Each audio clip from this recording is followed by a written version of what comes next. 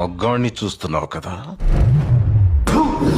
మగాడా ఎవడు పడితే ఆడు మగాడు అనుకోవడం కదా. ఇంటి పేరు కాదు, ఊరు పేరు కాదు, బై బర్త్ బ్లడ్ లో ఉండాలా కొడక.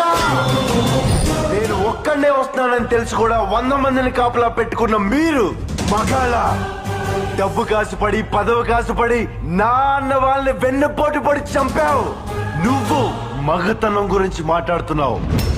బాడీ గార్డ్స్ లేకుండా, గన్స్ లేకుండా ఎవరిని ఈక కూడా పీకలేరు. ఎలా చెప్పుకుంటారో మీరు మగాళ్ళనే? రేయ్!